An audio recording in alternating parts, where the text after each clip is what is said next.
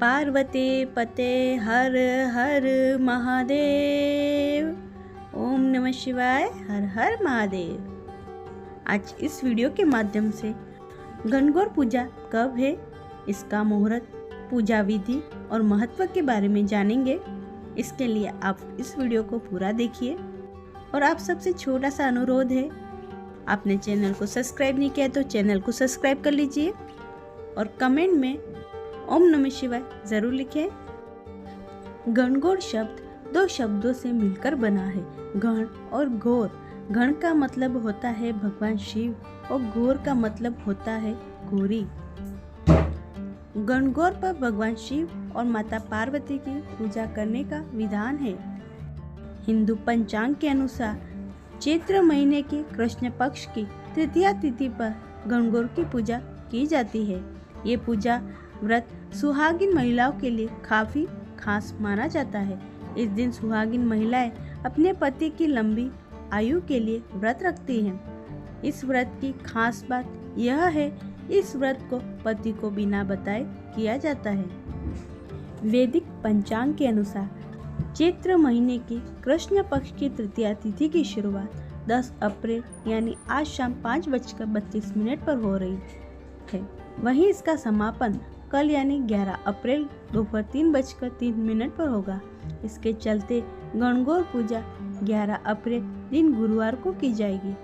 11 अप्रैल को सुबह 6:29 से लेकर 8:24 तक पूजा करने का शुभ मुहूर्त है। गणगौर पूजा का महत्व।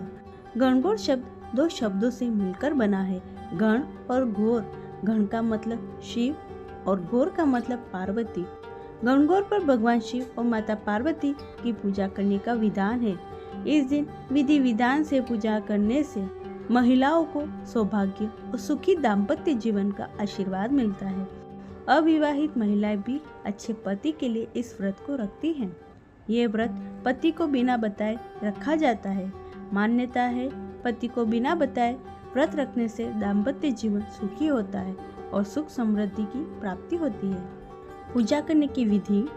गणगौर व्रत के दिन सुबह ब्रह्म मुहूर्त में उठकर स्नान करना चाहिए। इसके बाद साफ सुथरे कपड़े पहनकर सुहागिन महिलाओं को 16 श्रृंगार जरूर करना चाहिए।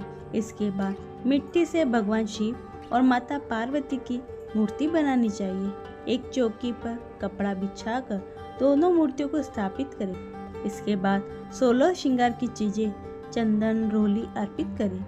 फिर घी का दीपक जलाकर भगवान शिव और माता पार्वती की आरती करें। इसके बाद माता पार्वती और भोलेनाथ को उनकी प्रिय चीजों का भोग लगाएं और प्रसाद के रूप में बांट दें।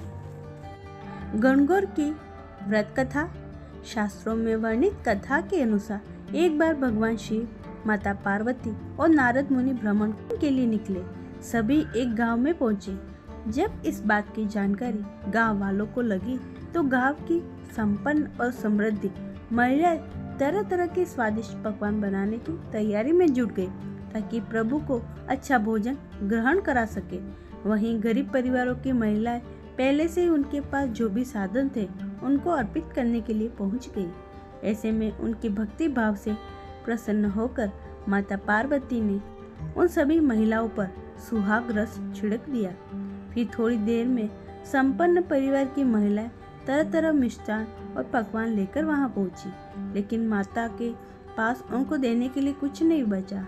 इस पर भगवान शिव ने माता पार्वती से कहा कि अब आपके पास इन्हें देने के लिए कुछ नहीं बचा, क्योंकि आपने सारा आशीर्वाद गरीब महिलाओं को दे दिया। ऐसे में अब आप क्या करेंगे? तब माता पार्वती ने अपनी अंगुली की चीर कर छींटों से उन महिलाओं को अपना आशीर्वाद दिया। इसी दिन चैत्र मास की शुक्ल तृतीया का दिन था। इसके बाद सभी महिलाएं घरों को लौट गई। इसके बाद माता पार्वती ने नदी के तट पर स्नान कर बालू से महादेव की मूर्ति बनाकर उनका पूजन किया। फिर बालू के पकवान बनाकर भगवान शिव को भोग लगाया और बालू के 2 कोणों को प्रसाद रूप में ग्रहण कर भगवान शिव के पास वापस लौट आए। यह सभी बातें भगवान शिव जानते थे। पूछा कि स्नान करने में बहुत देर लगा दी। तब माता ने कहा, मायके वाले मिल गए थे, जिसके कारण इतनी देर हो गई। फिर भगवान शिव ने माता पार्वती से पूछा, आपके पास तो कुछ भी न था, स्नान के बाद प्रसाद में क्या लिया? इसके जवाब में माता ने कहा, भाई और भावज ने दूध भात बना रखा था, उसी को ग्रहण कर सीधे आपके पास आई हूँ। फिर भगवान ने भाई भावज के यहाँ चलने को कही ताकि उनको यहाँ बने दूध भात का स्वाद चख सके। तब माता ने अपने को संकट में फंसे देख मन ही मन भगवान शिव को याद कर अपनी लाज रखने की कही। इसके बाद नारद मुनि को साथ लेते हुए तीनों लोग नदी की तट की तरफ चल दिए। वहाँ पहुंचकर देखा कि एक महल बना हुआ है जहाँ पर खूब आवभगत हुई। इसके बाद जब वहाँ तीनों लोग चलने के लिए कुछ दूर चलकर भगवान शिव माता से बोले कि मैं अपनी माला आपके मायके में भूल आया हूँ। माता पार्वती के कहने पर नारद जी वहाँ से माला लेने के लिए उस जगह दोबारा गए तो वहाँ पहुंचकर हैरान हो गए, क्योंकि उस जगह चारों तरफ सन्नाटे के अलावा कुछ भी नहीं था।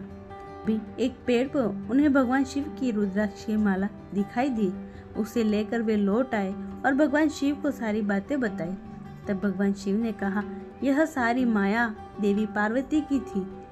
वे अपने पूजन को गुप्त रखना चाहती थी, इसलिए उन्होंने झूठ बोला और अपने सत्य के बल पर यह माया रच दी। तब नारद जी ने देवी माता से कहा, माँ आप सौभाग्यवती और आदिशक्ति हैं। ऐसे में गुप्त रूप से ही की गई पूजा की अधिक शक्तिशाली और सार्थक होती है।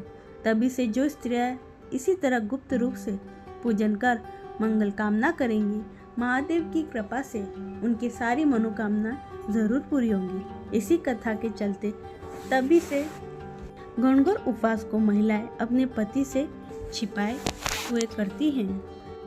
ये थी घनघोर से जुड़ी हुई जानकारी और कथा। उम्मीद करती हूँ आपको पसंद आई होगी, और आपको ये वीडियो पसंद आए तो चैनल को सब्सक्राइब कर लीजिए और कमेंट बॉक्स में ओम नमः शिवाय ज़रूर लिखें। राधे राधे।